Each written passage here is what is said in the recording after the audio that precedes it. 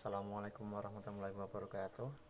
Saya Abdul Halim. Di sini saya akan menerangkan tentang konstruktivisme dan aplikasi dalam PAI, mata kuliah teori pembelajaran. Di sini saya mengambil sumber utamanya adalah di buku ini, Learning Theories. Yang saya bahas di sini hanya konstruktivisme saja yang saya ambil. Untuk yang dalam aplikasi PAI itu saya mengambil banyak dari sumber-sumber yang lain. Yang pertama yang kita bahas adalah pengertian konstruktivisme itu sendiri. Yang pertama, konstruktivisme adalah perspektif psikologis dan filosofis yang memandang bahwa masing-masing individu membentuk atau membangun sebagian besar dari apa yang mereka pelajari dan pahami. Kemudian yang kedua, yang pengertian lain, istilah konstruktivisme yang dalam bahasa Indonesia diserap menjadi konstruktivisme berasal dari kata kerja Inggris to construct. Kata ini merupakan serapan dari bahasa Latin construct yang berarti menyusun atau membuat struktur. Kemudian untuk yang selanjutnya dalam bukunya Arina Restian, konstruksi bersifat membangun. Dalam konteks filsafat pendidikan, konstruktivisme adalah suatu upaya membangun tata susunan hidup yang berbudaya modern. Konstruktivisme merupakan landasan berpikir secara filosofi berbasis konseptual, yaitu bahwa pengetahuan dibangun oleh manusia sedikit demi sedikit yang hasilnya diperluas melalui konsep yang terbatas. Maksudnya manusia itu mempelajari dari sedikit demi sedikit, kemudian dia mengumpulkan pengetahuan tersebut disusun menjadi sebuah pengetahuan yang lumayan kompleks, kemudian bisa dipahami secara luas gitu maksudnya. Kemudian untuk manusia harus mengkonstruksi pengetahuan itu dan memberi makna melalui pengalaman nyata. Berarti kan juga harus melalui empirisme atau pengalaman-pengalaman dari zaman terdahulu. Kemudian untuk pendapat Arina Restian sama halnya dengan Profesor Dr. dari Stanford Surangil MS yang mengatakan tentang ilmu pengetahuan. Menurut ilmu adalah kumpulan pengetahuan yang disusun secara konsisten. Pada dasarnya perspektif ini mempunyai asumsi bahwa pengetahuan lebih memungkinkan adanya penafsiran jamak atau multiple perspektif, bukan hanya satu perspektif saja. Hal ini berarti bahwa pengetahuan dibentuk menjadi pemahaman individual melalui interaksi dengan lingkungan dan orang lain. Jadi untuk pendidikan sendiri pun nggak bisa hanya dalam kelas atau yang sebelum kita pahami bahwa pendidikan itu hanya sebagai anak duduk tanpa adanya hubungan satu sama lain, atau seperti yang kita pahami lah ya, sebuah terjadi transfer knowledge bahwa siswa hanya bisa menerima tanpa adanya yang lain seperti praktek atau apapun. Enggak sekarang kalau jangan PAI kan sekarang, apalagi kalau di pedesaan atau di kota-kota juga banyak. Kalau guru-guru hanya bisa transfer knowledge, tapi untuk hubungan satu sama lainnya terkadang juga lebih kurang dalam SD, SMP, SMA karena lebih dari ke apa sih, males lah kan gitu. Kalau kebanyakan sih, tapi nggak semua. Tapi juga banyak yang siswa-siswa sudah, yang guru-guru maksudnya yang guru-guru sudah untuk hubungan satu sama lainnya antara guru sama siswa itu tidak hanya transfer knowledge saja, tapi adanya pengajuan sumber-sumber yang lain, tidak harus dari buku pemerintah tapi juga dari internet atau dari apapun juga bisa, karena guru juga menerapkan yang namanya teknologi juga. Jadi siswa juga bisa mempelajari di rumah, tinggal nanti apa yang belum dipahami ditanyakan oleh kepada guruan gitu. Kemudian dari kesimpulannya, kita dapat dari kesimpulan yang saat pertama, adanya motivasi untuk siswa bahwa belajar adalah tanggung jawab siswa itu sendiri. Kemudian membantu siswa untuk mengembangkan pengertian dan pemahaman konsep secara lengkap. Ya seperti tadi, kita menggunakan kemajuan teknologi dan sumber belajar. Jadi siswa bisa mencari sendiri belajar materinya. Kemudian yang tidak paham bisa datang kepada guru. Yang ketiga, mengembangkan kemampuan siswa untuk menjadi pemikir yang mandiri, lebih menekankan kepada proses belajar, bagaimana belajar yang sesungguhnya itu. Ya seperti itu tadi, mencari, memahami, dan mempraktikkan. Kemudian untuk konsep belajar konstruktivisme dalam PAI, yang pertama, pandangan konstruktivisme tentang belajar. Salah satu prinsip psikologi pendidikan adalah bahwa guru tidak begitu saja memberikan pengetahuan kepada siswa. Maksudnya tidak hanya mentransfer ilmu saja, tapi siswa yang harus aktif dan membangun pengetahuan dalam pikiran mereka sendiri. Jadi kemauan siswa itu dalam menghadapi seperti apa? Apakah harus di tempat yang tenang atau harus di alam terbuka atau apa itu enggak. Jadi siswa juga harus berhak menentukan tentang proses bagaimana dia belajar. Kemudian dalam hal ini siswa diharapkan berpikir secara kritis. Kritis di sini maksudnya enggak sedetail yang kita pahami, tapi ya detail lah dalam hal seperti sholat harus gerakan seperti apa gitu aja. Yang penting nanti juga bisa belajar sendiri. Kemudian untuk yang lain, berpikir kritis lebih banyak berada dalam kendali otak kiri dengan fokus pada menganalisis dan mengembangkan berbagai kemungkinan dari masalah yang dihadapi. Para ahli mengatakan berpikir kritis adalah berpikir yang lebih baik atau menganalisis sebuah masalah yang lebih detail. Kemudian yang selanjutnya, pandangan ini menyarankan bahwa belajar untuk berpikir secara kritis informasi untuk tujuan membuat pilihan dengan dukungan informasi yang tepat. Dengan demikian, dalam proses pembelajaran, siswa harus terus diberikan bantuan agar mampu mengembangkan pola-pola berpikir kritis dengan menggunakan informasi yang memadai. Gitu. Berarti kan untuk informasi kan seperti sumber belajar harus ada sebenarnya buku paket atau LKS. Kalau sekarang kan nggak harus terlalu pakai LKS karena kan ada HP juga, ada fasilitas internet, jadi bisalah digunakan. Tapi kelemahannya dalam fasilitas internet itu sering halnya bertentangan dengan apa yang disampaikan oleh guru, sehingga terjadi sebuah pemahaman antara guru dan siswa dan wali, sehingga terdapat banyaklah protes-protes sana sini ya, logo ini nggak sama gitu. Lebih baik kan kalau ingin informasi yang mandiri atau itu ya harus ada panduan dari guru sendiri dan nanti siswa mengembangkan dalam rumah gitu ya. Terus dalam tren Islam, seorang peserta didik dikenal dengan istilah tolib. Kata tolib berasal dari akar kata tolaba ya lubu, yang berarti mencari atau menuntut. Dengan demikian, seorang peserta didik adalah seorang yang haus akan ilmu pengetahuan. Kemudian umat Islam umumnya menaruh perhatian secara serius terhadap kegiatan belajar karena belajar adalah diperintahkan. Bahkan dalam Islam hukumnya mencari ilmu hukumnya wajib, seperti dalam hadis Nabi, tolabul ilmi farudatul ala muslim wal muslimatin qatulul lima walau sin. Tapi sekarang kalau dari ilmu sampai ke negeri Cina itu tidak bisa karena dicekal oleh corona gitu ya. Terus kemudian yang selanjutnya hadis seperti qatulul lima ilal lati ilal mati, dan si banyak-banyak hadis yang lain.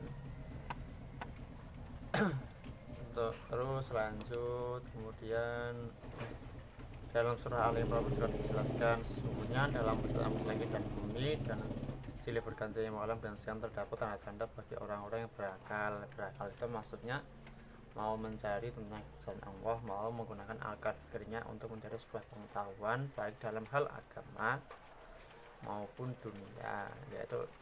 Kemudian langsung di sini kita lanjutlah. Dalam pendidikan Islam mensyaratkan adanya 3 macam dimensi dalam upaya pengembangan kehidupan manusia, yaitu 1. Dimensi kehidupan duniawi yang mendorong manusia sebagai hamba Allah untuk mengembangkan dirinya dalam ilmu pengetahuan, keterampilan, dan nilai-nilai Islam mendasari kehidupan. Jadi untuk dimensi kehidupan duniawi sebenarnya manusia dituntut untuk mempunyai sebuah ilmu pengetahuan, keterampilan dan kemampuan atau nilai-nilai Islam yang mendasari kehidupan. Nilai-nilai Islam itu sebaiknya kita ke akhlak atau yang kita bisa ya di sosial lah, di akhlak, perilaku, norma sesuai norma yang berlaku di masyarakat. Jadi kalau di Jawa ya normanya di Jawa, bukan di Sumatera atau di mana, soalnya adat budaya juga berbeda. Kemudian untuk dimensi kehidupan ukhrawi yang mendorong manusia untuk mengembangkan dirinya dalam pola hubungan yang serasi dan seimbang dengan Tuhan. ya hukum minallah hablum minanas hablum minalan, berarti yang di sini kan hablum minallahnya yang anu, di lebih di apa kembangkan. Kemudian dimensi antara kehidupan duniawi dan ukhrawi mendorong manusia untuk berusaha menjadikan dirinya sebagai hamba Allah yang utuh dalam bidang ilmu pengetahuan, seeking knowledge. Kemudian untuk meningkatkan konstruktivistik dalam belajar dan pembelajaran didasarkan pada perpaduan antara beberapa penelitian dalam psikolog kognitif dan psikolog sosial, bagian dalam modifikasi perilaku yang didasarkan pada teori operation conditioning dalam psikolog behavioral. Rumus dasarnya adalah bahwa individu harus secara aktif membangun pengetahuan dan keterampilan dan informasi yang ada diperoleh dalam proses membangun kerangka oleh pelajar dari lingkungan seluruh dirinya. Lanjut. Kemudian dalam teori ini, siswa bukanlah seorang robot, melainkan proses membangun imajinasi atau penghayatan terhadap suatu materi yang disampaikan. Jadi ya siswa jangan hanya diperintah saja, tapi siswa juga seharusnya punya lah untuk mengutarakan sebuah pendapat dan mengutarakan sebuah keinginan.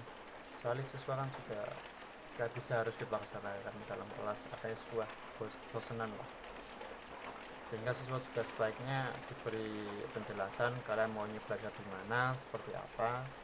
Kalau kita teruti cara mereka belajar, tapi kita juga harus punya target, jadi kan ada keseimbangan. Contoh belajar yang di luar, ya udah yuk belajar di luar, kemudian kalian harus bisa mencapai ini, kan bisa.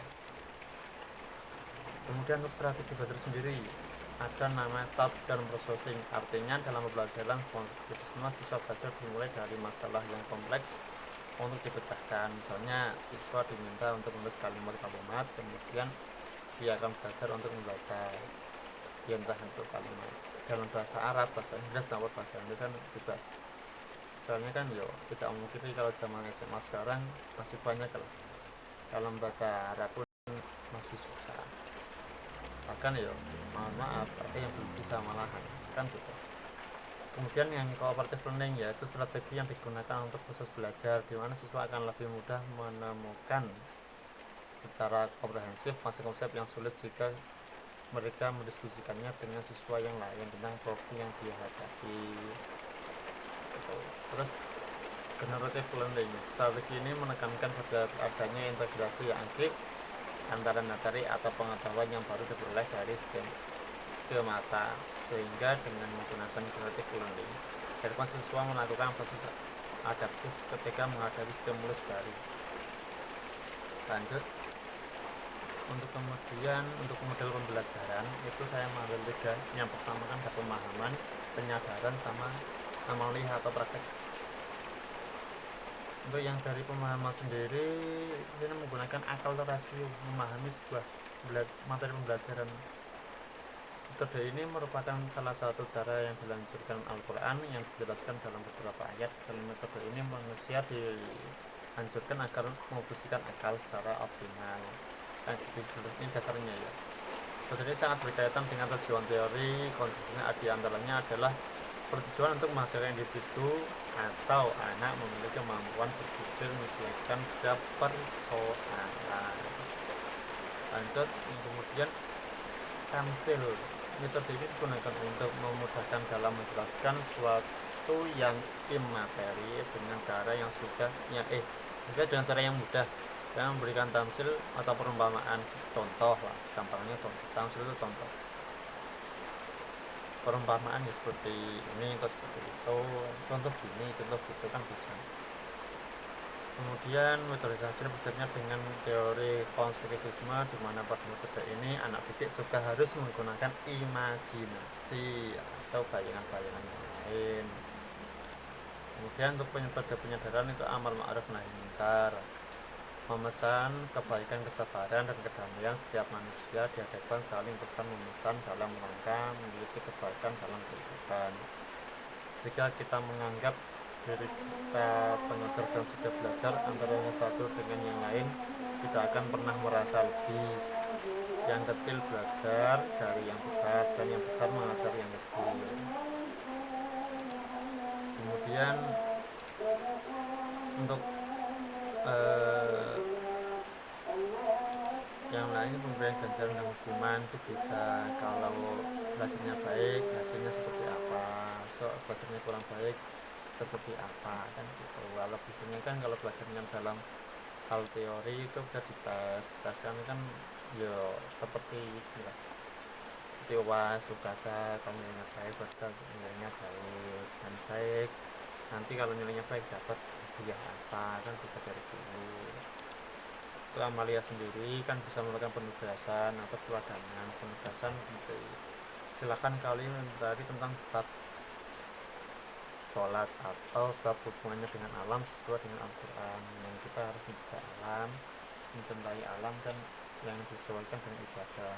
Untuk keteladanan sendiri, teladanannya biasanya kita identik dengan yang baik-baik lah gitu. Kita sebagai pengaruh yang dominan dalam pendidikan dalam melalui contoh untuk diperhatikan yang membantu perkembangan jiwa beserta didik.